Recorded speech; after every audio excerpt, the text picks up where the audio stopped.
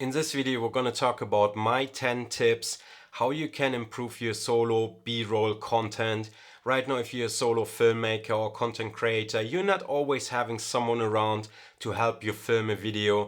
And I'm going to give you in this video my 10 tips or my 10 bullet points I pay attention to when doing my solo content creation. Simple tips. Those tips are in no specific order either. We're going to talk through from a gear down to the editing process, what is important, simple, easy tips and tricks.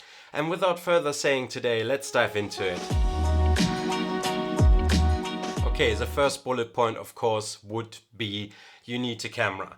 And it doesn't matter if it's a mirrorless camera with the interchangeable lens or you use your iPhone. It really doesn't matter. Use the camera you got and make the most of it. You even could do it on action cameras. Action cameras are fairly good nowadays as well. So use the camera you got. Second point would be definitely you need some sort of tripod. And we're not just talking from a little table tripod or from a gorilla tripod. We're also talking from a proper tripod you can take with you, that you can put the tripod down and have those head talking shots maybe somewhere out and about, or you're having a walking shot. Have a proper tripod to also give you the stability to put down your camera high, low, medium. Have a proper tripod, definitely worth buying. But also you could use a friction arm to clamp a friction arm anywhere you want to get a different perspective, a different angle of shot. Or even with a friction arm you could get a top-down shot when you do something and you work with a chopping board and you chop some carrots or anything similar. So always good to have a variation of tripod, gorilla pod, or even a friction arm to give you the most flexibility to get the most interesting shots you can get. Third bullet point or third tip would be when you're out and about and you film yourself, film as much footage as possible. Just don't do just one clip, you walking down a hill and that's it.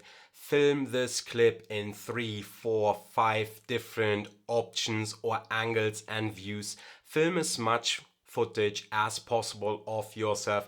It's always good to have more footage than you need or a variation of different clips you could use in your editing process later. I personally found this sometimes that even if I shot 2 or 3 different angles of this clip, then I still found that I'm sometimes not having enough footage. And here it comes, shoot as much footage as possible. Take your time, set your camera up in different angles and views and shoot as much footage as possible. Have some B-roll of the surroundings, of the area you are, show the surroundings as well. As more footage you got, as easier your editing process later on will be. And with tip number 4, we covered almost in tip number 3, angles, point of views. Change your angles and point of views when filming yourself as much as possible. Try to get it as interesting as possible. Get them low, get them high, get a medium shot. Just put the camera low on the ground, get a walking shot. Change your angles and views as much as possible and try to get as many creative shots or interesting shots as possible.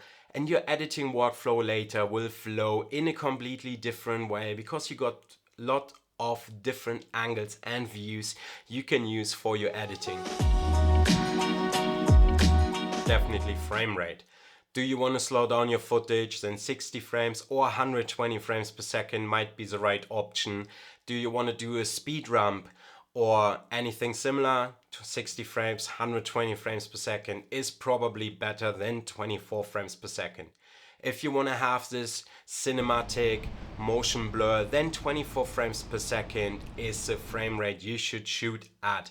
However, you need to figure this out in your clip, in your film, what sort of frame rate will match the scene, what you try to tell in this moment, in this clip. Are you standing on the ocean and you want to have a natural feeling of the waves hitting the rocks and you hear the waves or the sound of the waves? Then potentially or probably 24 frames per second will be the right choice to give you the most natural cinematic feeling to this clip.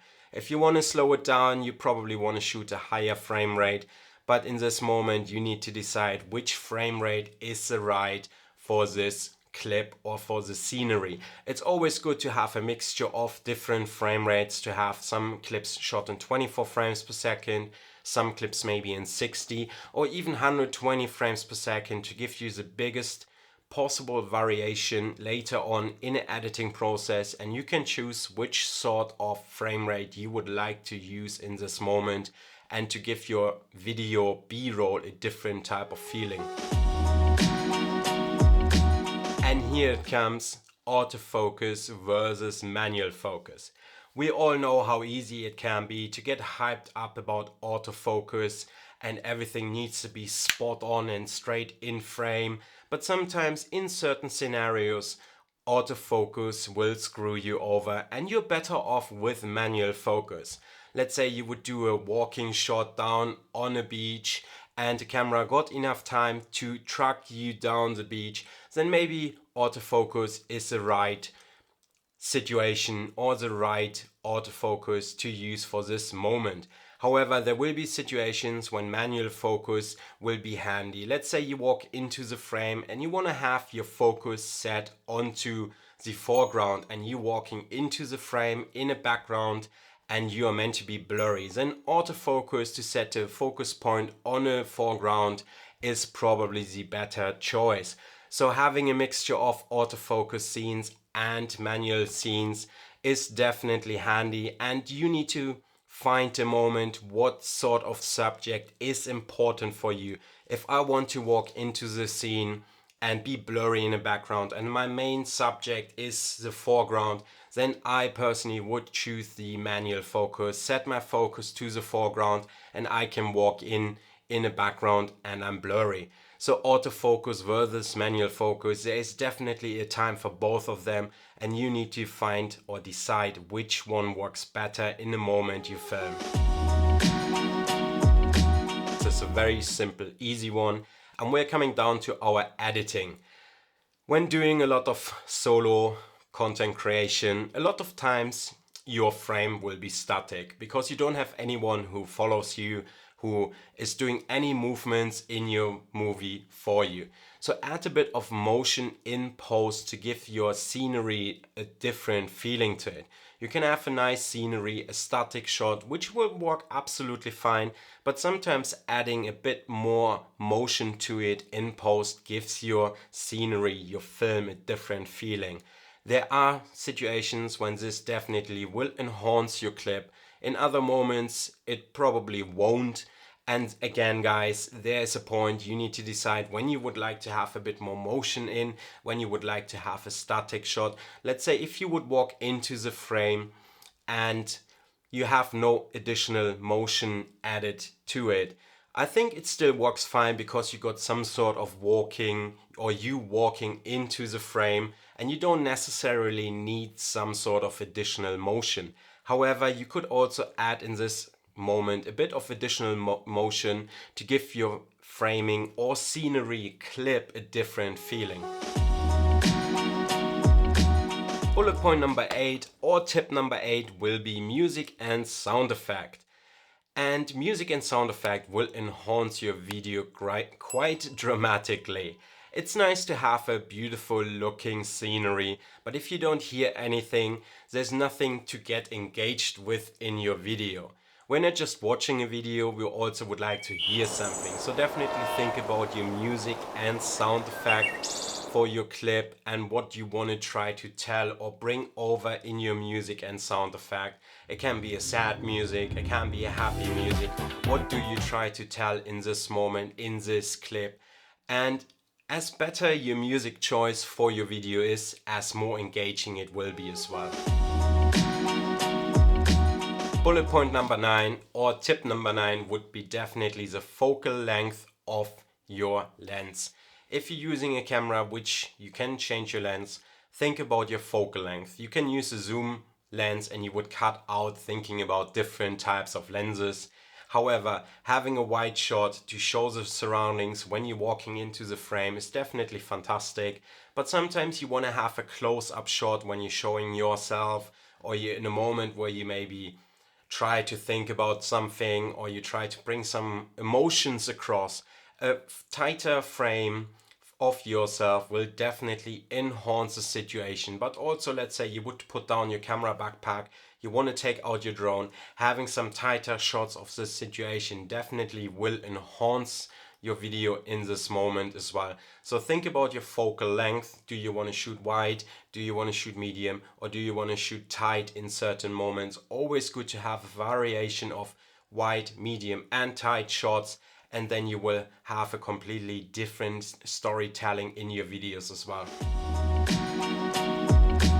Last but not least will be definitely think about your video flow. How does your video or your scenery moves in your video?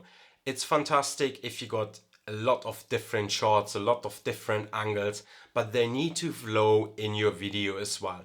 It's no point in having one shot you're coming from a right, in another shot you're coming from your left, in the next shot you're coming from a back. Your video needs to flow as well. So thinking about the video workflow, how you want to try or how you try to bring across a video is definitely handy as well.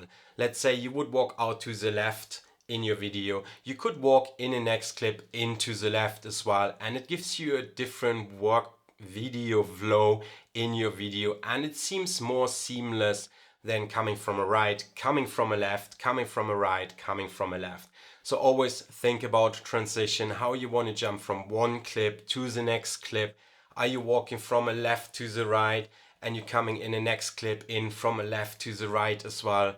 Or do you change it up and have a completely different clip? So definitely worth thinking about the transition from clip to clip with when filming already as well.